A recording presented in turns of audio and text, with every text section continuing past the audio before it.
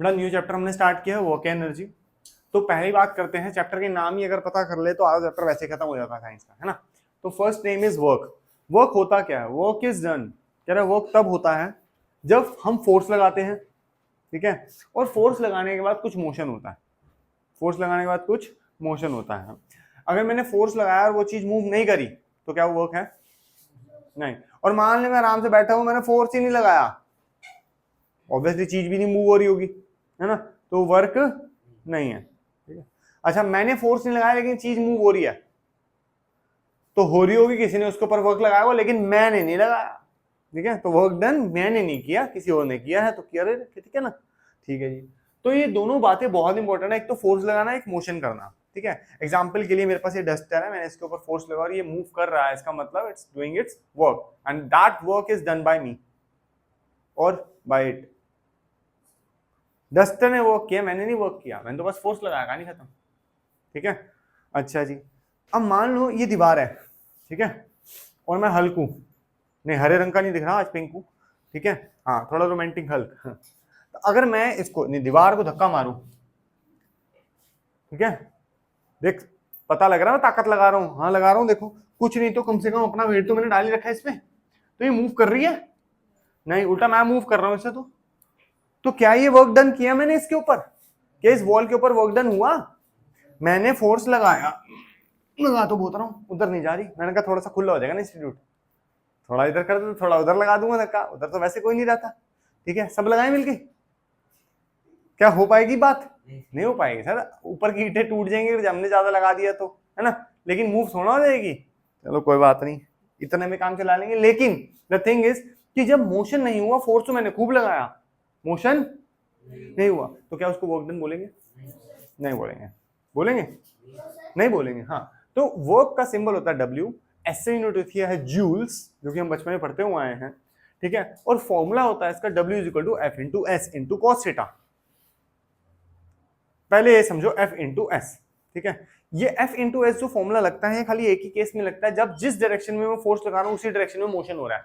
जिस एग्जांपल के लिए मैंने इस डस्टर पे फोर्स लगाया ऊपर की तरफ, ये मूव कहां कर रहा है? ऊपर, तो यही फॉर्मूला लगेगा। लेकिन अगर मैं किसी चीज पे फोर्स लगा रहा हूं किसी और एंगल में और मूव कर रहा है किसी और एंगल में, लेट्स से मेरे पास एक कार है,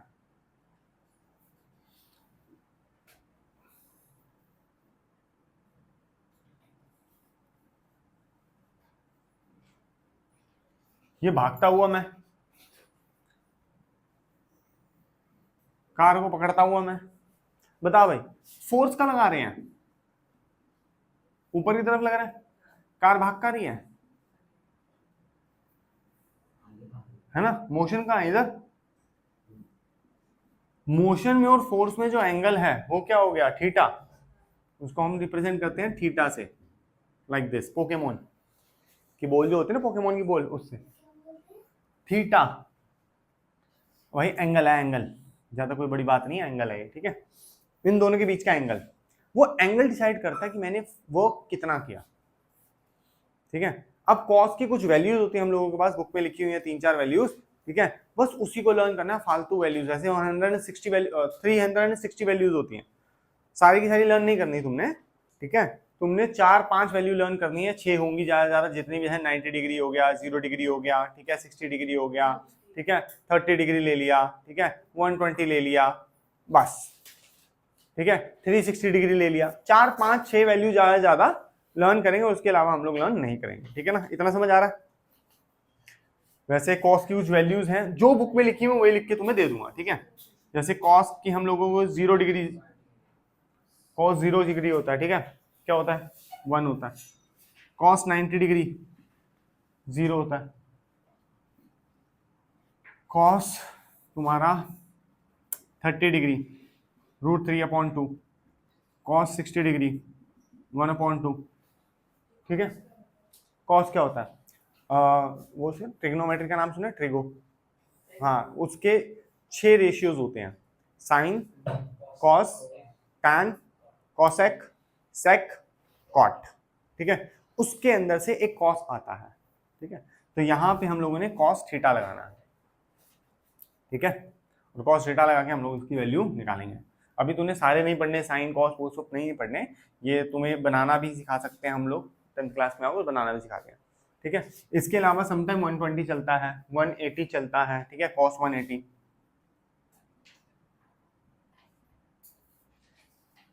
ठीक है। और क्या हो गया, और अगर कोई फालतू आएगा तो मैं उसकी वैल्यू उसी समय आपको लिख के दे दूंगा। यहां तक समझ आया? ये वैल्यूज आपको लर्न करनी पड़ेंगी। cos 0 1 होती है, cos 90 0 होती है, cos 30 degree √3/2, cos 60 degree 1/2, cos 90 180 -1। Clear है? अब आप हमेशा याद रखेंगे कि एंगल क्या लग रहा है, उस एंगल के हिसाब से मैक्सिमम क्वेश्चंस आते हैं cos 0 वाले। देखो यहाँ पे लिखा नहीं है ना f/s, एक्चुअली यहाँ पे cos 0 डिग्री है। 0 कैसे? फोर्स लगाया इधर, चीज मूव भी इधर करी, तो बीच में एंगल कितना है? 0 डिग्री।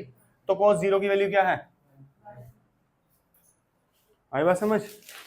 दिक्कत परेशानी चले? तो इसीलिए हम लोग लिखते ही नहीं है, क्योंकि उसी डायरेक्शन में लग रहा है, जिस डायरेक्शन में फोर्स लग रहा है उसी डायरेक्शन में मोशन हो रहा है, इसलिए हम लोग कुछ भी इसके बारे में नहीं लिखते। क्लियर है? वैसे फॉर्मूला होता ही ये है। आपके स्कूल में पता नहीं आपको cos थीटा लिखवाया है या नहीं लिखवाया, ठीक है, लेकिन क्वेश्चन आएंगे ही आएंगे, ठीक है। इसका 1 से लेकर 3 नंबर तक का एक क्वेश्चन आता है, जिसको एक्सप्लेन इस थीटा की बना नहीं कर सकता, मैं तो नहीं कर सकता, टीचर को आता होगा, मुझे नहीं आता, ठीक है। वो पढ़ सकता हूं, उसको थोड़ा सा मैनिपुलेट कर सकता हूं, एक्सप्लेन नहीं कर पाऊंगा अगर थीटा मेरे पास नहीं है तो। थीटा होगा 1 सेकंड में ऐसे ऐसे करके दिखा दूंगा तुम्हें रीजन के साथ, और तुम अगली बार पूछोगे भी नहीं रीजन, खुद निकाल लोगे रीजन, ठीक है। तो उतना कैपेबल होना हमने, बस वर्क हो गया, जूल, एनर्जी, थीटा वीटा सब समझ आ गया, क्वेश्चन कॉन्सेप्ट समझ आया। इसका एक दो छोटे छोटे क्वेश्चन करते हैं जिससे कॉन्सेप्ट और टाइट हो जाए। देखो न्यूमेरिकल कोई अलग सी चीज नहीं होती, न्यूमेरिकल साथ साथ समझ आने वाली चीज होती है, और साथ तब समझ आती है जब हमारा कॉन्सेप्ट पहले वाला टाइट है और उसके और टाइट करने के लिए न्यूमेरिकल करते हैं, ठीक है। Let's say I am having one question, कहता है how much work is done, इसको इरेज कर दूं अभी के लिए फॉर द टाइम बीइंग। ये वैल्यूज एक जगह लिख लो बेटा फटाफट, तुमसे पूछूंगा मैं वैल्यू, खुद नहीं बताऊंगा, लिखो वैल्यूज।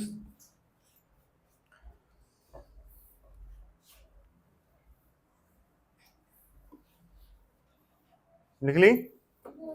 लिखो लिखो। सैंपल प्रॉब्लम 1 है, लखमीर सिंह है हमारे पास, पेज नंबर है उसका 153। कह रहा how much work is done bye a force of 10 Newton in moving an object through a distance of 1 meter in the direction of force। देखो लास्ट वाली बात बड़ी गजब की करी है, बड़ी एक्सप्लेन्ड है ये बात। फोर्स का डायरेक्शन तक बताया, फोर्स और मोशन का डायरेक्शन बताया, जो मोशन हो रहा है वो in the direction of force हो रहा है, ठीक है। तो एंगल क्या लगेगा? 0 डिग्री और उसकी वैल्यू 1। आओ जी, वर्क निकालना है, नहीं पता है कोई बात नहीं, हमें क्या पता है? फोर्स पता है कितनी है, 10 न्यूटन, लिख दिया 10 न्यूटन। मोशन किया है तो डिस्टेंस कितना ट्रेवल हुआ? 1 मीटर, ठीक है। तो हम उसको डी से डिनोट ना करके किससे करते हैं? एस से। तो अब हमारे पास फॉर्मूला आता है work is equal to force into distance into cos theta, ठीक है। क्या कर दिया है मैंने? Cos theta. अब फोर्स कितना है? 10 न्यूटन, डिस्टेंस कितना है? 1 मीटर, कॉस थीटा, जिस जगह फोर्स लगा रहे हो उसी डायरेक्शन में वो मूवमेंट भी कर रहा है, तो एंगल कितना हुआ? 0 डिग्री। 0 डिग्री की वैल्यू होती है 1, तो 10 जूल्स आ गया इसका आंसर। यहाँ 1 आया, यहाँ 1 था, यहाँ 10 था, 10 joule will be the perfect answer of this question. यहां तक कोई दिक्कत परेशानी, कोई आपत्ति अगर आपको आई हो तो? क्वेश्चन नहीं समझ आया तो फिर से बोल देता हूँ, how much work is done bye a force, कितना कितना वर्क उस फोर्स ने किया, जो कि फोर्स कितनी अप्लाई हो रही है? 10 न्यूटन की, in moving an object through a distance of 1 metre, move करने के लिए एक ऑब्जेक्ट को 1 मीटर तक, ठीक है। डायरेक्शन ऑफ फोर्स की ही डायरेक्शन में वो मूवमेंट कर रहे हैं। क्लियर है? इसको मैं सिंपल आप लोगों को F/S करके दिखा सकता था, मैंने कॉस इसलिए लगाया है सो दैट आपको समझ आए कि ये कहना क्या चाहता है एग्जैक्टली क्वेश्चन। क्लियर है? एक और क्वेश्चन करते हैं, थोड़ा सा उस कॉन्सेप्ट को और समझते हैं। बस एक और क्वेश्चन आया है, इस क्वेश्चन को थोड़ा सा डिटेल में समझेंगे, इससे पहले वाले चैप्टर को यूज करेंगे थोड़ा सा। कहते calculate the work done in lifting 200 kg of water through a vertical height of 6 metre. ध्यान से समझो, किसी पानी को खींचना है, ठीक है, ध्यान से देखो, खींचा जाएगा तो फोर्स कहाँ लगाया जाएगा? ऊपर। चाहे वो पानी के टैंक के नीचे से फोर्स लगाया जाए या कोई ऊपर उसको खींचे, फोर्स कहाँ लगेगा? उसको मोशन में कहाँ आएगा वो? तो दोनों के बीच का डिस्टेंस कितना हुआ? 0 डिग्री। पहले तो एंगल निकाल लिया करो, नहीं समझ आया तो फिर से समझो। इस टैंकी को जिसमें 200 लीटर पानी भरा हुआ है, 200 लीटर नहीं, केजी पानी जो है, एक ही बात है लीटर और केजी वाटर के लिए, जिसको हम ऊपर खींच रहे हैं, ठीक है, फोर्स कहाँ लगाया जा रहा है? ऊपर। ये जा भी कहाँ रहा है? ऊपर। तो दोनों के बीच में एंगल कितना हुआ? 0 डिग्री। आया समझ? जो चीज जिस डायरेक्शन में जा रही है उसी डायरेक्शन में फोर्स लग रहा है तो एंगल तो 0 है ना, अलग अलग बातचीत तो है नहीं, तो 0 डिग्री, खत्म होगी बात। अब लेकिन सर बात अभी खत्म नहीं हुई, क्योंकि हमें आपने फोर्स ही नहीं दिया, मास दे दिया है। कोई बात नहीं, work is equal to F into S into cos theta. ठीक है सर, वो तो सब ठीक है, लेकिन एफ ही नहीं है हमारे पास। ध्यान से देखो, निकल जाएगा। एफ का फॉर्मूला होता है मास इंटू एक्सेलरेशन। एस क्या है एक्चुअली? इस केस में एस को मैं एच ले सकता हूं, हाइट ले लो, कोई दिक्कत नहीं है। कॉस थीटा 0 था, ठीक है, मास कितना है? 200, जी कितना है? 10, हाइट कितनी है? 6, कॉस थीटा 0 डिग्री की वैल्यू क्या होती है? 1। अपना बाद में लिख लो बेटा, मेरा पहले चेक कर ले। 6 2 जा 12, 3 0, ठीक है। ये आंसर अब किस में आएगा? जूल्स में। आई बात समझ में? बस खत्म हो गया। अभी हमारे पास एक कॉन्सेप्ट और है, ऑल्दो बुक में अभी तो नहीं है आप लोगों के, लेकिन समझना थोड़ा सा है, समझो। मान लो मेरे पास एक ट्रक आ रहा है, ठीक है, वैसे तो पागल बनती है ट्रक को रोकना, लेकिन ट्रक जो आ रहा है वो 5 किलोमीटर पर आवर की स्पीड से ही आ रहा है, मतलब that is too less, right, मतलब वो गलती से चल रहा है बस, ठीक है ना। ऐसे होता है ना, वो हैंड ब्रेक लगानी भूल जाते हैं ट्रक ड्राइवर्स, तो वो ट्रक धीरे धीरे चल रहा है और मुझे लग रहा है कि अगर उसको रोका ना गया तो काम खराब हो जाएगा, ठीक है। तो हम 2-3 लोग थे, तो मैंने सोचा कि चलो ट्रक को धक्का मार के रोका जाए। तो मैं ट्रक के आगे खड़ा हो रहा हूं, लेकिन ट्रक मुझे धक्का मार रहा है, मैं उसको धक्का मार रहा हूं। सर ये तो कोई सेंसेबल बात ही नहीं हुई है। सेंसेस, अभी मैं धक्का मार रहा हूं, मेरे साथ 2 लोग और हैं, वो भी धक्का लगाएंगे, क्या ट्रक एनी हाउ रुकेगा? ट्रक एनी हाउ रुक जाएगा ना भाई, जब 4 लोग ऑपोजिट डायरेक्शन में धक्का लगाएंगे। एग्जांपल समझ, ट्रक जो आ रहा है मेरी तरफ इस साइड आ रहा है, ठीक है, इस साइड आ रहा है ट्रक मेरे पास, कितनी स्पीड से? 5 किलोमीटर पर आवर की स्पीड से, ठीक है। और यहाँ पे मैं पहले अकेला था, मुझे देखा देखी लोग और भी आए कि रोकते हैं भैया ट्रक, वरना बहुत ज्यादा बड़ा एक्सीडेंट हो सकता है। इन एनी केस, क्योंकि ट्रक तो खुद भाग रहा है, ड्राइवर उसमें बैठा नहीं है, ठीक है ना। तो अब हम लोगों ने 4 लोगों ने इसको फोर्स लगाया इधर, लेकिन कुछ सेकंड तक हम लोगों को ट्रक भी धक्का मार रहा था, मतलब हम मार रहे हैं और ट्रक हमें धक्का मार मार के हमें पीछे लेके जा रहा है, ठीक है। तो क्या हमारा वर्क नेग्लिजिबल है, 0 है क्या? नहीं। क्या एक बात बताओ, क्या ट्रक का खुद का वर्क होगा? वर्क कर रहा है, ऑब्वियसली वर्क कर रहा है। हमने क्या किया, हमने फोर्स लगाया इस डायरेक्शन में, लेकिन ट्रक अभी भी मूव कर रहा है इस डायरेक्शन में, तो एंगल कितना बना? 180 डिग्री। और अगर आपको cos 180 डिग्री की वैल्यू अगर मैंने आपको बताई थी, दैट इज -1, मतलब जो भी आप वर्क डन लगाओगे वो ऑपोजिट डायरेक्शन में लग के ट्रक के वर्क डन को कैंसिल करेगा और उसको रोकेगा नहीं। हाउ सिमिलर केसेस में वर्क जो होता है, हमारी जो ब्रेक्स अप्लाई होती हैं जब ट्रक भाग रहा है, ठीक है, जो ब्रेक अप्लाई हो रही है वो भी माइनस में है। ध्यान से देख, ट्रक भाग रहा है, ब्रेक उसको रोक रही है, लेकिन ट्रक एकदम से रुक नहीं गया, ब्रेक लगा रही है इस डायरेक्शन में फोर्स, ट्रक लगा रहा है इस डायरेक्शन में फोर्स, तो वर्क डन क्या है? ब्रेक के अप्लाई किया हुआ वर्क डन बाय ब्रेक्स क्या है? माइनस, नेगेटिव है, जो धीरे धीरे करके वर्क डन ऑफ ट्रक को कम कर देगा, इमीडिएटली 0 नहीं कर सकता। हाँ, अगर ट्रक अभी बस 1 किलोमीटर पर आवर की स्पीड में था, तो जैसे ब्रेक दबाया वैसे रुक गया, है ना, ऐसे भी हो सकता है। तो ये सब बातें थोड़ी सी सेंसिबल हैं, क्योंकि अभी मैं आप लोगों को इसके ऊपर 2-3 क्वेश्चन करवाऊंगा कि वर्क डन 0 हो सकता है, वो प्लस हो सकता है, वो नेगेटिव हो सकता है, ठीक है। अब इसके अंदर सबसे बेस्ट एग्जांपल आता है कूली अंकल का। कूली रेड कलर का कलर है ना वो सब, हाँ। तो वो कूली अंकल है। तुमने देखा है वो अंकल क्या करते हैं, सीधा सा सूटकेस पकड़ते हैं, सिर पे रखते हैं, अगला भी सिर पे रखते हैं, दो हाथ में पकड़ लेते हैं। समझ बात को। जब अंकल ने सूटकेस को सिर पे रखा, जब अंकल ने सूटकेस को किस पे रखा, सिर पे रखा। ये थोड़ी सी नॉनसेंस बात है, ठीक है, कोई बात नहीं। ये कूली अंकल हैं, रेड कलर के कपड़े हैं, मेरे पास कलरफुल है नहीं। अंकल ने सिर पे रखा बैग्स जो भी, ठीक है।